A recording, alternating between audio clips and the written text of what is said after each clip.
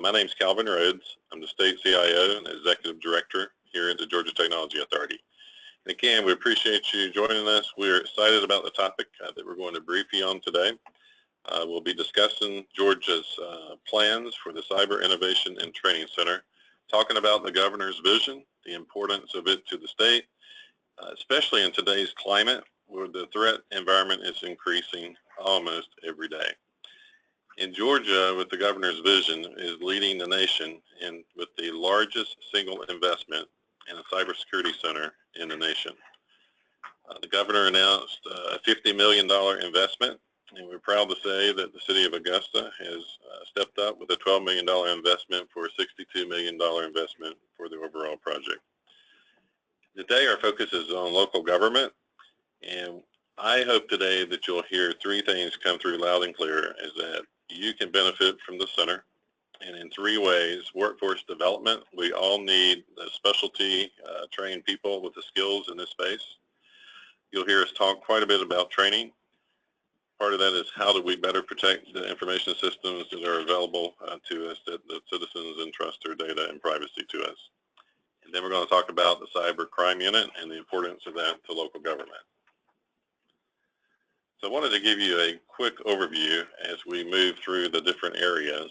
I'm going to cover those areas quickly, and then we'll actually use our time today to go into each area in more detail. And again, our focus is on local government. So local governments and their need for greater cyber security protection varies across the state, from areas here in Atlanta where smart city initiatives are important to others that as traffic control devices continue to become smart and part of the grid. How do we protect all of these new items? And that's what this center is all about. The governor hosted an event on March 24th with the Georgia CIO Leaderhip Association. And we're going to leverage some of that video today so you can hear firsthand from the individuals that spoke at that event. And we'll also have some individuals here to speak, and we'll certainly be taking questions as we move through the program. So I wanted to get started with just a quick overview of the 5 key areas that are described by the governor's vision. The first one is education and training. The focus for the center is workforce development. Augusta University and Augusta Technical College will work within the facility to offer students cyber education opportunities. Augusta University will also offer programs to the private sector. GTA will partner with Augusta University to deliver training for state and local government employees. And we'll cover that in some detail as we go through the presentation over the next hour. We've branded this as a Georgia Cyber Academy when we're talking about the state and local government training component. So when you hear the word Cyber Academy, that's the piece that we're talking to. Just to try to give you a difference between us teaching students that we'll talk about some as well. The Cyber Academy is for the government sector. And we're going to leverage a world-class cyber range as part through our discussion today. So when we use the term cyber range, I want you to think of it in this sense, and we'll go into more detail a little bit later in our discussion. But a cyber range, you should think of it as a tool that allows users to test their skills in a safe environment. It goes beyond just user skills. It can also be used to test new products that may be in development, or ones that an organization is considering purchasing and using in their environment. So think of it like a range that you would use as a shooting range, where you oftentimes start out with learning new skills in a classroom setting, and then you go to the shooting range to test that what you've learned in the classroom, have you achieved those skills? And that's also in a safe, controlled environment.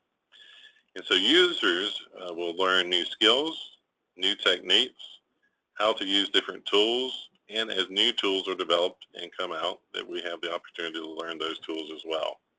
They'll also learn from the other people that will be working within the center, so we're learning now from each other. The collaboration, I hope you hear across each area how important the governor's vision is for us to work together and to collaborate.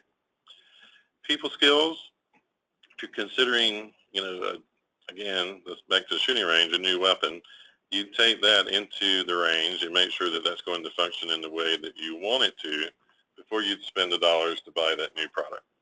And so our partnership in that area will also be, I think, very important with the private sector partners that we'll discuss a little bit later. Second area of the center is a new cyber business startup area. That's where we'll leverage innovation and incubator areas, again, to help these new entities help create a larger ecosystem in Georgia to foster cybersecurity and to attract professionals that are in such short supply. One way that the center is going to support the startup businesses in the cyberspace is, again, providing the incubator space, mentors, then working with peers within the center. All of this is to help them grow a company into a successful business right here in the state. Third area that we won't discuss too much today, but is an important area of the center, is the research and development area. We partnered with the University System of Georgia to be responsible for the R&D area of the facility, working with the various different universities across the state. And that will truly be focused on how do we support the private sector, including our federal military partners that are aligned with us in leveraging the facility. The fourth area that we will spend a good bit of time in discussing today is the new cybercrime unit that the governor announced at the same time that he announced this center, and will be a part of this center. We'll spend time as we discuss the new center that the governor announced, and we'll talk about, again, why does that fit well within the center. And we see a significant training component of that I think will be very important to our local government entities that are have joined us today. And you'll hear firsthand from GBI Director Vernon Keenan, who will discuss the new initiative. And then the last area that we'll touch on will be the private-public sector partnership that the center will house individuals within this state-owned facility, and how that will help us leverage their knowledge, but also help us to have a revenue stream that keeps the center current and effective over the years to come. So with that, if I will advance here to our agenda and cover a few things to highlight. But again, we're going to move and touch on each of the 5 areas that I just mentioned, and some of them in more detail. So starting out, hearing firsthand from the governor on his vision. We'll hear from Mayor Davis and our partnership with the City of Augusta. We truly appreciate the mayor and the Augusta Commission on their investment to support this effort in that community. We're excited to share information about the state-of-the-art cyber facility. We'll let you know how much we've accomplished since the governor announced this in January, and what the facility is going to look like, and some of the special and unique features that the center will have. We'll go into the law enforcement area, and again talk about the new cybercrime unit, and you'll hear firsthand on how we intend to take the governor's vision and leverage that in a way that will be truly a useful tool for local law enforcement. And then lastly, we'll talk about professional development, which is important again to where I had mentioned the Cyber Academy, and how we can just leverage training and learning from other individuals that will be a part of the center. So that gives you a good overview of what we're going to discuss today. So I think it's important to let's go ahead and hear from the governor as he speaks about his vision for the center, and you'll hear him cover several areas. He'll talk about the multifaceted facility and how it will meet many different needs from academia, state, local, federal government, private sector. And throughout this, you'll hear us discussing the workforce development needs of the state. Last year, we announced that we were going to build a cyber training, and we're calling it Cyber Innovation and Training Center there in Augusta, Georgia. And we were fortunate, because our economy has been doing so well, that we were able to put $50 million in cash in the amended 17 budget, which is already passed a month or so ago. And we are on a time schedule to build this facility and be operational and ready to open the doors. Michael, I think it's going to be by July of this next year, which is a relatively short time frame to build a facility of this type. But what will it do? Well, it's multifaceted, and that's good because it gives us the flexibility to respond to the needs of a very changing atmosphere in this area of cybersecurity. First of all, it will give us the opportunity to tap into the resources of our Board of Regents, universities, system universities, and colleges. And of course, being located there in Augusta, Augusta University is going to be one of the premier ones, but it will also include every one of our major research universities in the state of Georgia. It will also tap into our technical college system because they are going to be able to offer training to some of their students that will participate in the use of these facilities. Now, I was told that the terminology that is sometimes used about these kind of things is a cyber range. Now, a range, when I was in the Army, meant that you had to go out and you had to show that you could perform with a .45 caliber pistol or with the rifle. This is similar, except it's a very different experience. It is a range, as I understand it, where you will be challenged to respond to hacks or to determine how you can avoid them, maybe even to hack into something yourself and see if you can do so without being detected. Now, that is a very secretive and elevated level, and I've told you everything I know about it right there. But it's going to offer a great opportunity for people in Georgia. I think we're going to see young people who will come because this is their area of interest, and this will be a specialization that will not be available, according to our information, in any other state in the United States. So I believe it will become a hub for this kind of specialized training of actual practical, hands-on operational skills being acquired in this process. That's exciting to me. We're number one in a lot of things in the last few years. I think we will definitely be number one in this area of cybersecurity training. That's a state perspective from Governor Deal and the importance of this statewide initiative. The governor stated the $50 million investment. Our City of Augusta partners are investing an additional $12 million into this project. And so it's extremely important that, you know, the leadership there in Augusta and how they've leaned in to assist in this area. And so we wanted to take a minute to hear from Mayor Davis and what this means to Augusta. Hello, I'm Mayor Hardie Davis. I'm standing on what was historically the Georgia Golf and Gardens Hall of Fame land, soon to become the Georgia Cyber Innovation and Training Center right here in the urban core of downtown Augusta, Georgia. Augusta University's Riverfront campus future starts here, and Augusta, Georgia's future continues here. This will become the home for research, education, economic development. It represents Georgia's commitment, and most importantly, Governor Nathan Deal's commitment to Augusta University's future, Augusta's continued growth, and our connection to Fort Gordon. Most recently, the Cyber Command Center of Excellence headquarters groundbreaking took place, and because of this strategic investment, Augusta becomes the cyber technology capital of the nation for cybersecurity investments, cybersecurity research, and cybersecurity job creation and development. This becomes Augusta's future and Augusta University's Riverfront campus home to the nation. And I think might be of interest to, you know, we've got these 5 programs that are going into a facility.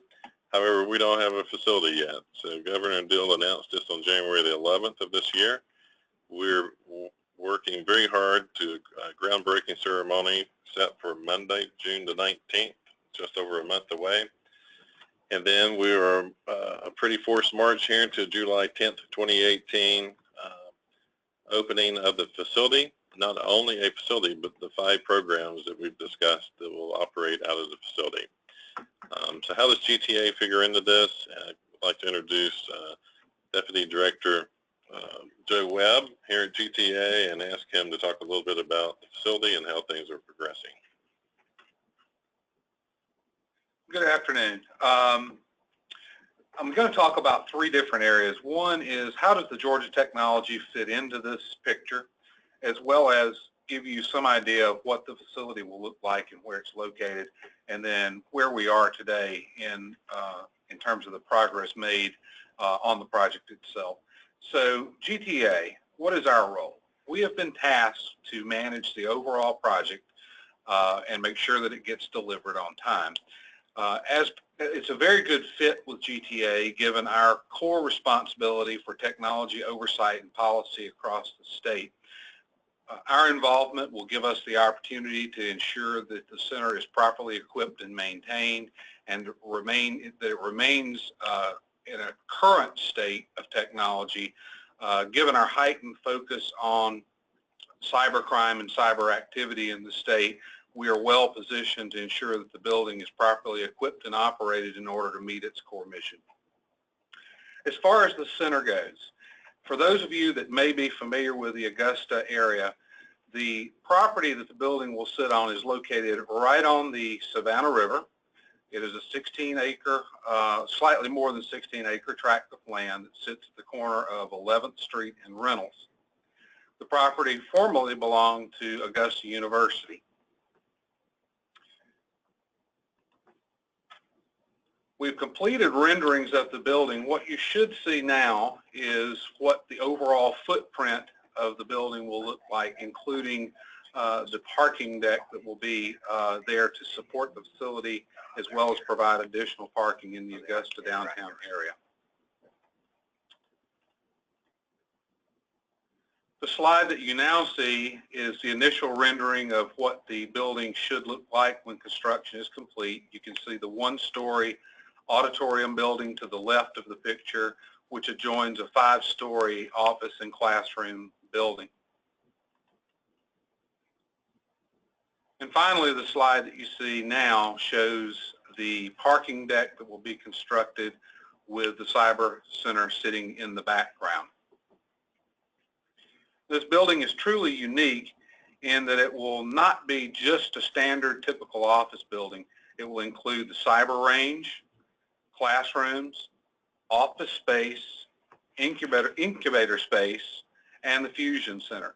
So there are a lot of aspects that we have to think about when designing and laying out the structure, and GTA is working with all of the various stakeholders to ensure that their needs can be met and that the building is properly designed in order to meet the core mission and function. So where are we today? As Calvin had mentioned previously, we have secured funding from the state in the amount of $50 million, along with the generous contribution of $12 million from the City of Augusta to construct the parking deck. As I had mentioned, the property initially belonged to Augusta University. We have successfully completed the transfer of that property to the Georgia Technology Authority. In addition, this is a very complex project. So to assist us throughout, we have actually hired a project manager, Jones Lang LaSalle. They're a very experienced firm in development and real estate matters, and they will be with us through the duration of the project. We have also successfully onboarded our architect for the project, and that is Gensler and Associates. They actually were responsible for completing the renderings you saw on the previous slides. And then finally, we have hired New South Construction to be the construction manager for the project. For those of you that are not in the construction industry, you can think of New South as the general contractor.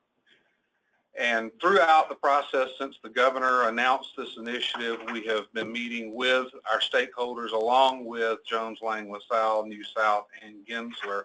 And we have made tremendous progress in what is a very, very short period of time. And we will continue to work with all the stakeholders throughout the project. But given the fact that we've only had a few months, we are on a very fast pace, and we are currently on track to hit our slated opening date of July the 10th, 2018. think this will be a great opportunity for those that might have questions, so I will turn the program back over to Calvin Rhodes, and we'll be able to entertain any questions that you may have. Great. And if you're connected through your PC, there's a little hand. If you'll raise your hand, we'll call on you to ask your question. And Joe, while folks are finding that and getting ready to ask their question, I know there's some specialty areas in this facility that make it even a bit more complex to construct. Anything you'd like to share on it? No, that is correct. This is a very multifunctional facility, and with some of the specialty compartments that will be located in the facility, we will have to have expertise in the construction of these, as well as the expert knowledge from our stakeholders to ensure that they are designed in such a way that will meet all of those requirements. But it is one more added complex facet to the overall program. Joe, we have a question from the audience. What's the biggest challenge faced to date? The biggest challenge that we face today, quite frankly, is the time frame that we're working with. To have the facility open on July the 10th, 2018, that is very fast-paced for a facility this large and for a facility this complex. But as stated previously, we were well on track to be able to hit that targeted date. Okay, we have another question. Since the center is to be built on the Augusta University campus, does it eventually become an Augusta University facility? The Georgia Technology Authority will retain ownership of the facility and operational responsibility for the facility, but it is true that Augusta University will be a very large stakeholder in the facility, and their programs will occupy a very large part of the facility in order to meet the governor's overall goals. Right, and it's probably also important to point out it's not on the Augusta University's main campus. This is on what would have been viewed as a campus right there on the river for future growth. And so we expect that there'll be neighbors of this building at some point in the future. So I think just for managing the clock, let's go ahead and move on to the next area, which is we said we would spend a few minutes on economic development. There's many different connections, and we want to talk some about the connections in Augusta. The main ones are the U.S. Army's Fort Gordon Cyber Command that's coming. The U.S. Army Cyber School of Excellence is already there. There's a significant presence with the National Security Agency that's focused in cyber. National Labs is a nearby neighbor, and there's other federal partners and a number of private sector partners wanting to leverage the cyber range, and Augusta is a great place to have this facility. So we want to hear from representatives of Augusta University and the U.S. Army, where they'll talk about some of the important elements of the center and the cyber range that's within that center. And so we'll start out with them here as they answer the question, so why Augusta, Georgia for this facility? Why Augusta is because of Fort Gordon and this young man that's sitting to the left of me. I mean, what's going on out there. In my discussions, what I learned in my 2+ years of listening, to the leadership and the members of the armed forces that are out there, with NSA Georgia that's out there, that's been there for years, with the Army Cyber Center of Excellence that's there. And most importantly, and another piece is the United States Army Cyber that's moving to Georgia, that our two senators, Saxby Chambliss and Johnny Isaacson, managed to pull to Georgia several years ago. So they're coming, and that's what that whole July date's about. But it's there, it's coming to help support that piece of it. It's to use the resources of the state of Georgia. So if you think about it, the governor said we're going to put $50 million, but the Department of Defense is getting ready to spend $2.1 billion in Augusta.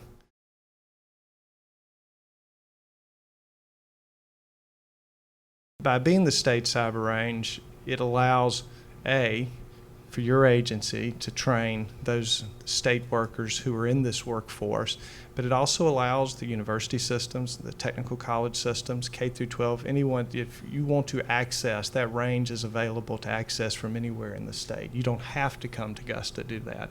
And those of y'all who understand ranges understand that.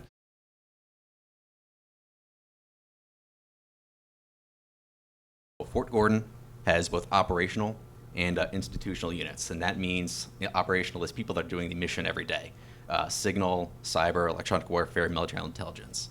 Institutional means the policies, the doctrine, the training pipelines, and the education piece. So because we have both operations and education at Fort Gordon, we have that synergy where the operational force can give us feedback about, hey, what they see, what works, what doesn't work, which can then be incorporated back into our education pipeline. So Fort Gordon is really one of the only places where that really occurs, which makes it a really special place.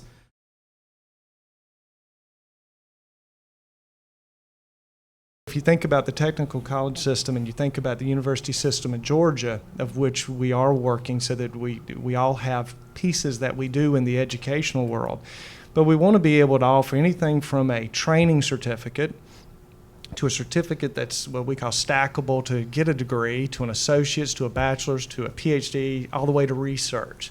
So the idea is that this center, you would have that capability, which is why when you see us talk about the university system of Georgia, Augusta University being just one of them, and then having the technical system of Georgia also operating in that space, is that we can cover that whole front. All right, hopefully you're hearing the significance of the various different groups and the investment and how it's going to impact many different parts of the state. The ability to get training within this facility, local governments. I'm sure you're just like state government, where we have really struggled with finding cybersecurity talent and trying to retain that talent. So our focus has moved towards taking some of the folks in our IT areas and trying to add to the talents that they have. I have a commitment to public service, and we believe that the center is going to help us allow them to gain the skills. And with our partnership with Augusta University and Augusta Technical College, some of the course offerings that will not only be offered within the facility, they'll be done and offered across online, and the ability to connect to those.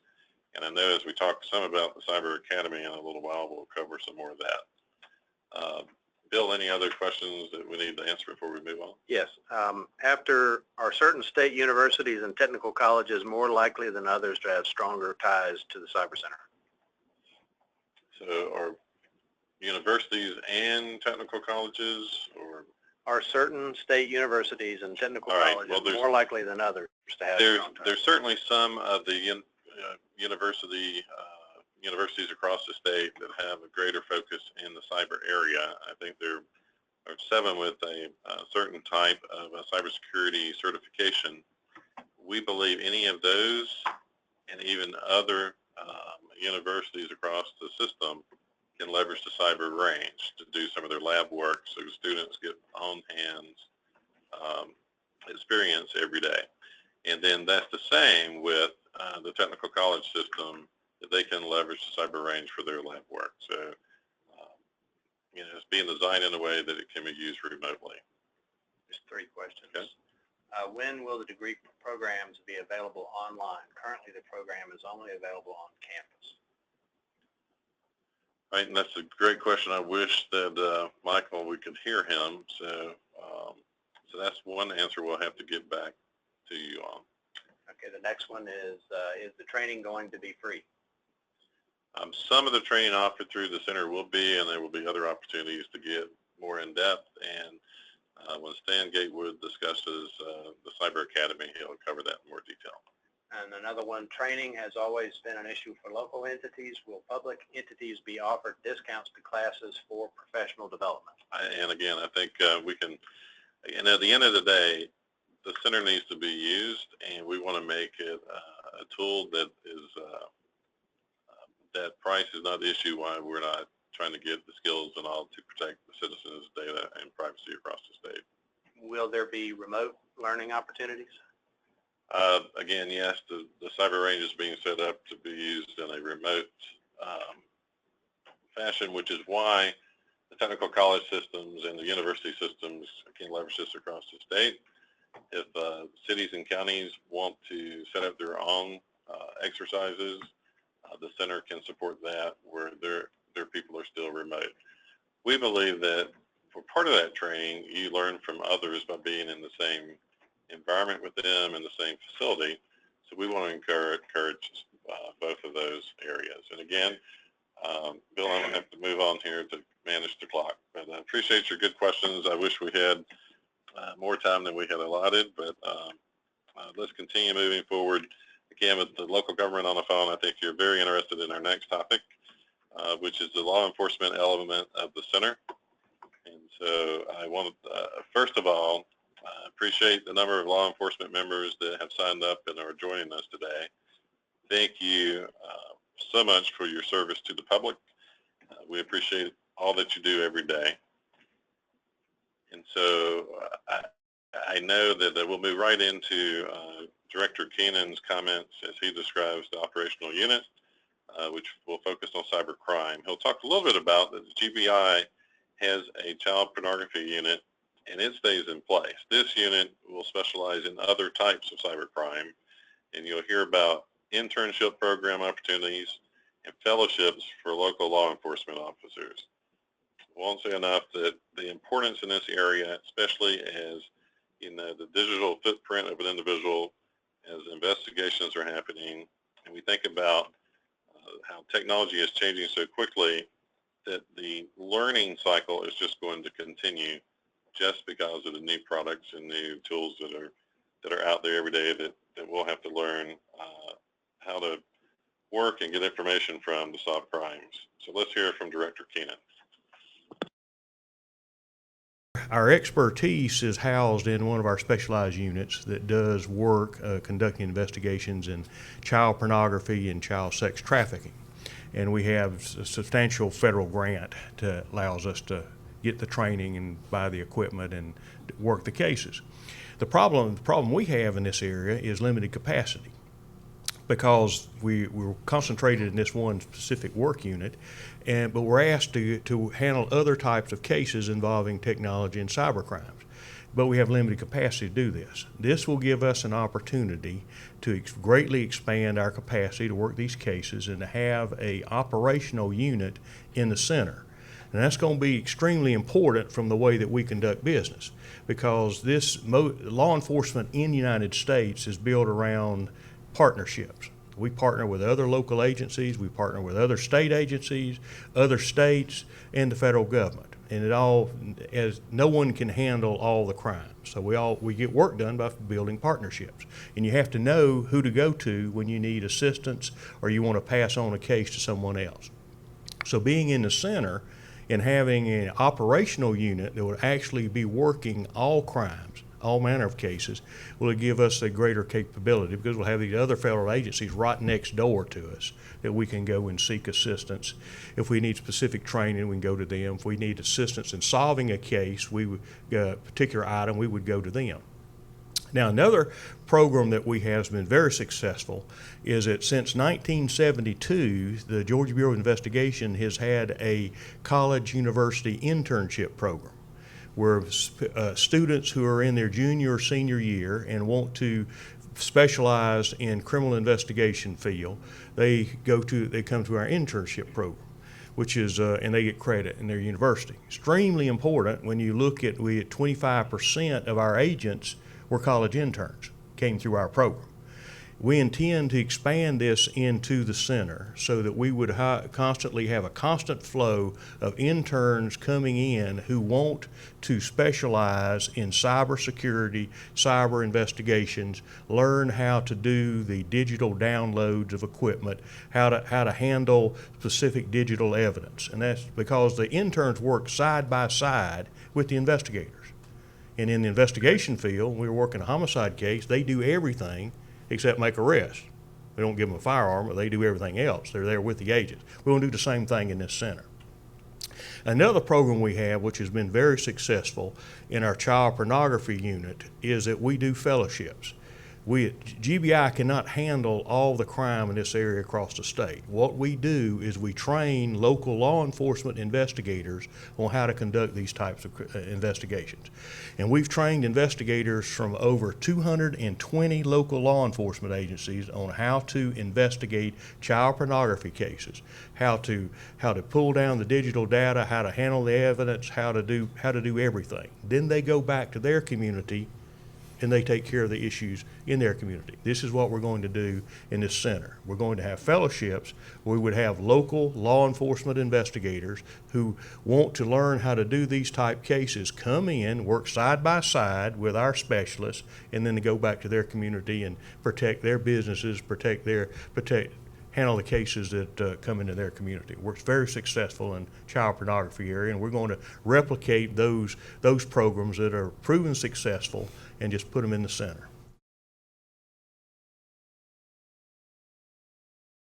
A fusion center is a collection of different law enforcement agencies that come together to share their resources, share their information, and they're in the process that the Fusion Center's responsibility is to take vast amounts of information, assess it down, and then share it with the appropriate bodies. And that may be private industry if it relates to something that's impacting on private industry.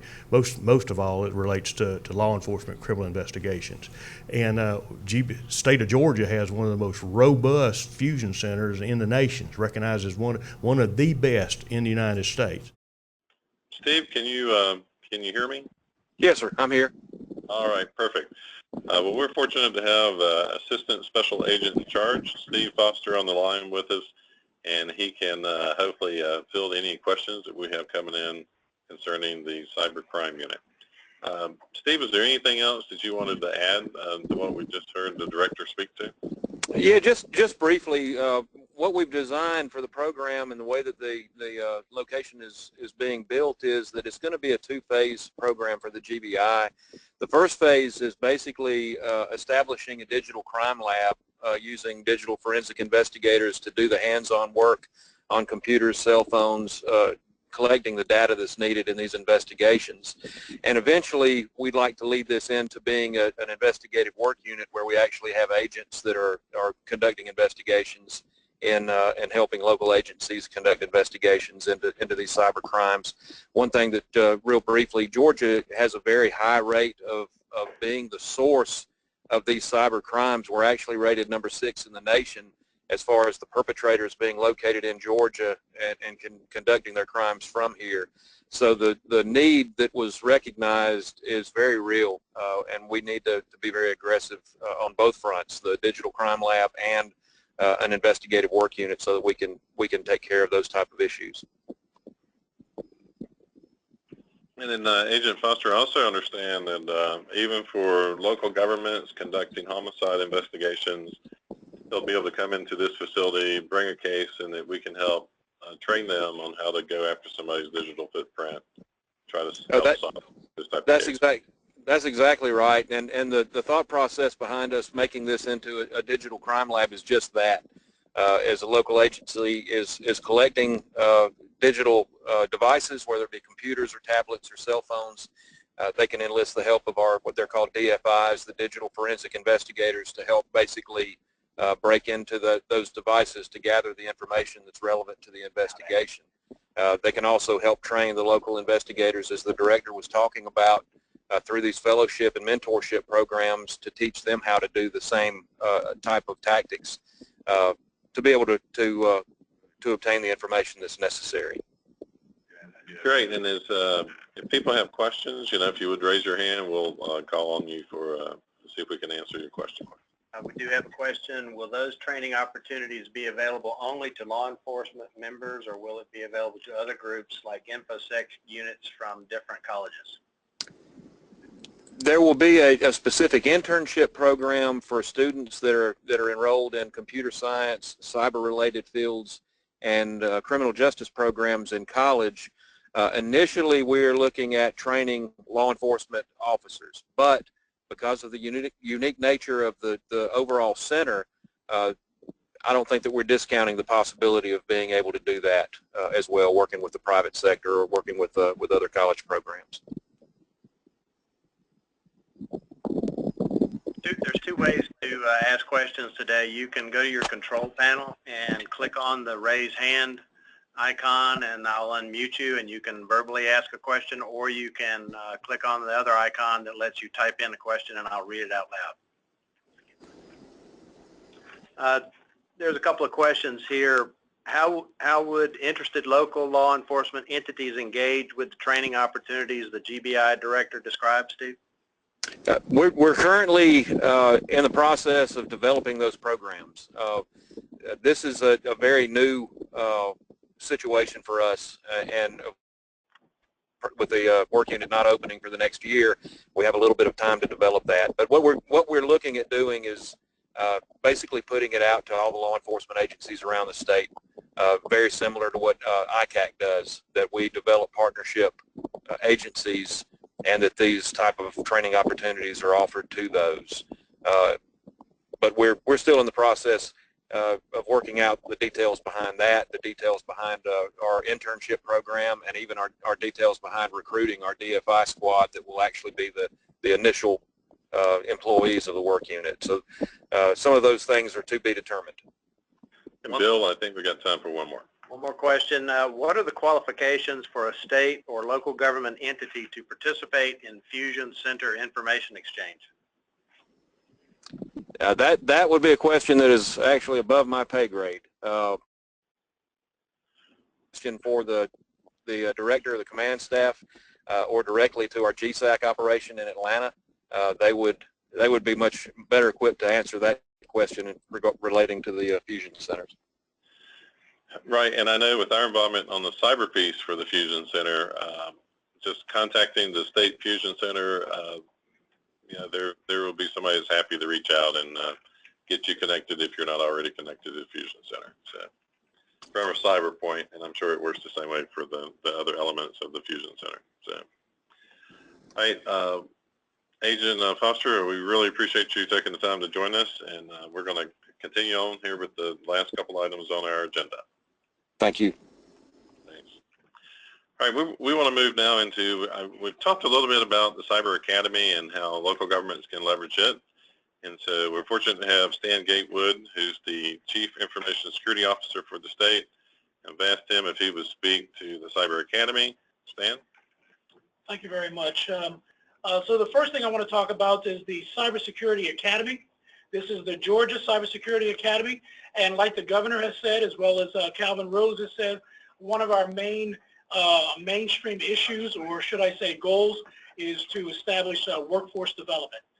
That is to say, we're going to do such things as awareness, training, education, and professional development of our students, our faculty, our staff, our cybersecurity workers, etc.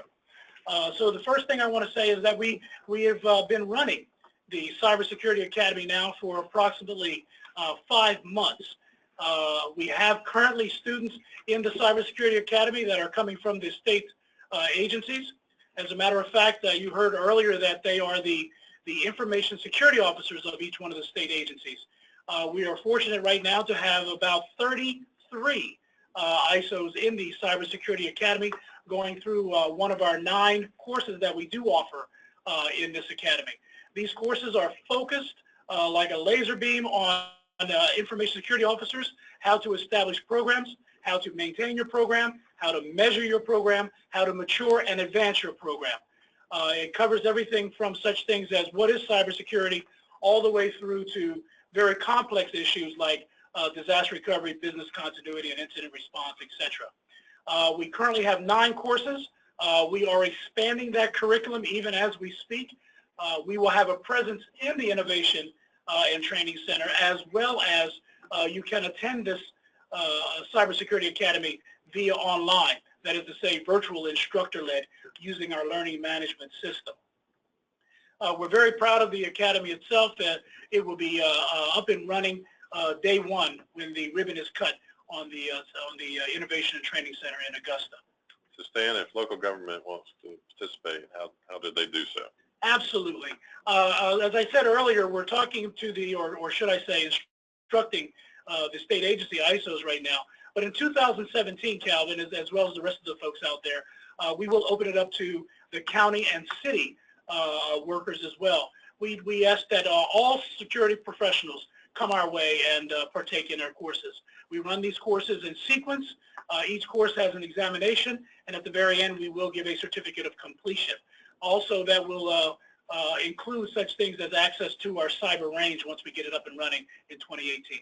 That's a great point. So just to make sure we're clear, individuals would either come into a physical classroom, remote into a classroom, hear from an instructor, learn new techniques, sharpen their current skills in a classroom setting, and then if you would, the lab work will be conducted as part of the cyber range. And so that's where can I hands-on now do what I learned in a classroom? And so, and then that's going to identify gaps, and then you'll have very focused training on if someone didn't exactly get something, we'll help them learn and sharpen those skills. And so, again, that's a cycle that will just go back and forth. Yes. And and you know, cyber training is different from a lot of other training. You learn the skill, you test those skills on occasion, but in the cyberspace, with things changing so quickly, I am often the student.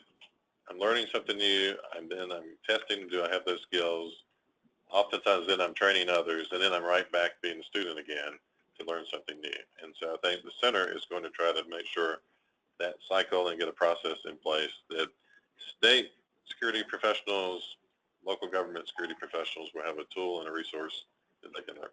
Absolutely. We welcome them to come in. We're going to open it up to them in 2018. Do we have any questions? Yes.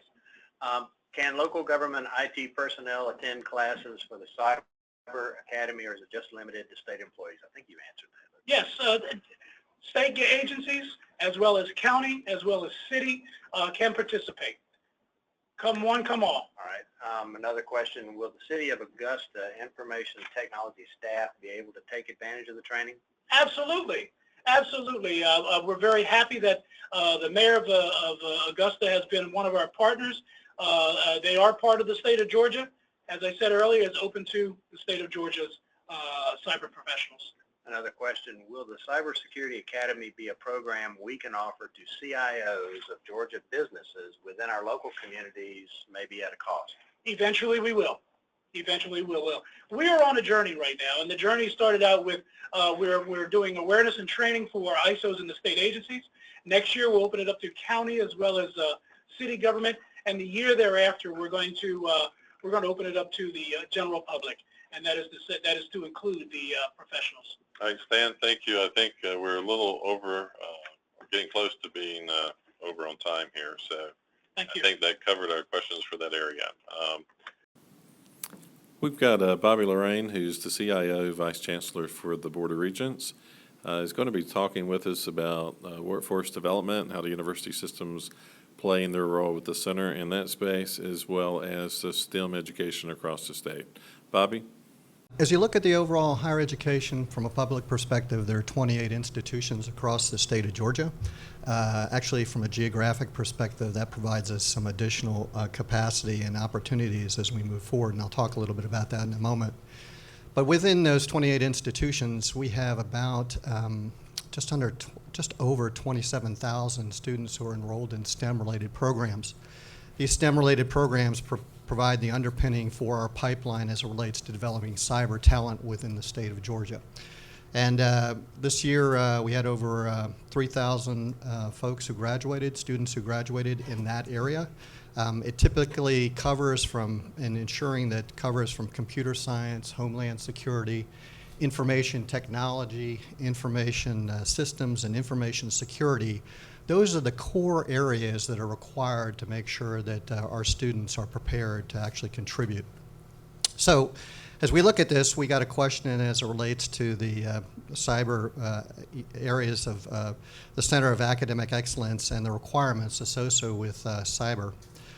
Specifically, ensuring that our programs line up with those criteria as it relates to the CAE criteria are extremely important, meaning that students as well as faculty as well as programs need to make sure that we're properly training our students and ensuring that in fact they have the education and way forward to be able to contribute.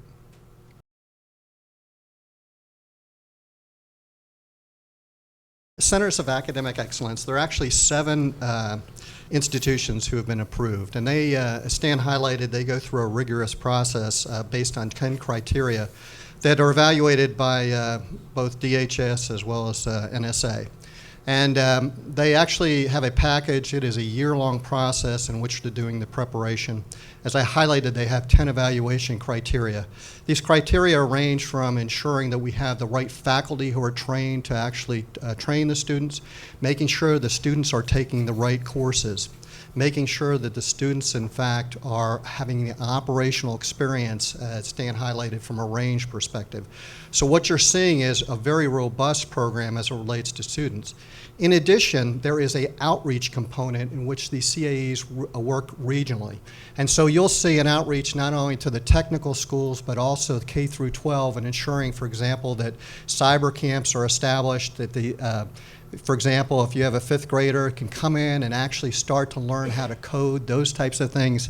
So that provides sort of the excitement as you look at things. As I told you, there's a sort of a temporal piece of this, and one of the things we all need to understand is what is the pipeline to meet the demand signal for all the cyber-related jobs that are projected. We have to make an investment in not only the K through 12, but the teachers who teach K through 12, which attend camps, as well as ensuring that our faculty within higher ed are trained as well. So when you look at the CAE process, it is a very stringent process. You get approved. Actually, that approval is current for over 5 years. You have to demonstrate over time that, in fact, you're maturing against the 10 criteria. I only highlighted a subset of those for you. The other thing that I think is extremely important as it relates to sort of the academic component of this is that if you have the opportunity, if you're in industry, take a look at the National Institute of Cyber Education.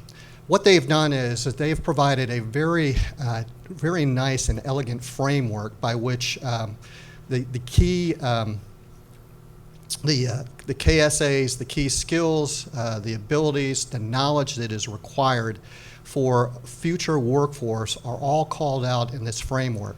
What we are doing with each one of the CAEs, as well as the remaining institutions across the state of Georgia, higher education institutions, is making sure that they are aware of what those KSAs are, those core capabilities that we would expect industry as well as government need to actually support the future mission of driving down the overall risk as it relates to the cyber threat. Ken, I want to thank you for taking the time to join us for today's discussion. Again, I'll cover the 5 areas just to highlight them again. Key area of the center, workforce development, that's covered under the education and training component. The cyber range, it will help reinforce the skills that people learn in the center. Second area was the startup innovation area, incubator, to try to foster new businesses coming to the state. Many of those will be supporting some of the federal partners right there in Augusta, and this will be a great resource for them and for Fort Gordon. Research and development, again, focused to try to aid the missions at Fort Gordon, that the state can be a good partner with them. The fourth area was the cybercrime unit. I think everyone in the law enforcement that joined us today sees the benefits of having another resource, another opportunity for training, learning from each other, a key area. Very excited that the state has this new unit. And then the fifth area that we haven't talked much about, which is the private-public partnership. There are many private industries, some of our major industries across the state, that have raised their hand and say that they want to be a part of this. I think those of us that will be working and benefiting from the center will benefit from having those skills and that knowledge within the center to learn as we share ideas with each other and as we learn how they're attacking some of these issues. But also as they look to the Internet of Things and other areas where they're trying to improve their products, introduce new products. Cyber range is a great tool for them to be able to leverage and test those and make sure they're safe and secure. So that's the 5 areas of the facility. So if you need more information how to connect to us, we want to put up some information for you to reach out to Jeff McCord. He is coordinating all the different areas. If you have a question that you want to get to the GBI, Jeff will be the liaison to make that connection happen and get you that information. If you want information from the university system, regardless of who it is, Jeff can connect you to the right person. There's also information on our website. gta.georgia.gov. We're keeping it updated as we continue to move through different areas, and again, from facility work as well as programming becomes more defined, we'll add that so you got one place that will point you in the right direction to get additional information. Again, if you'll go back to Jeff's slide, we'll leave that up in case people need to write that information down. Thank you for joining us. We appreciate the opportunity to share this information with you. We're excited about the governor's vision in this space, the investment that the state's making, and again, without you leveraging it, I think you will miss a great opportunity to leverage a tool and resources that many other states do not have available to them. And if anyone would like to stay on and ask any additional questions, we're happy to do so.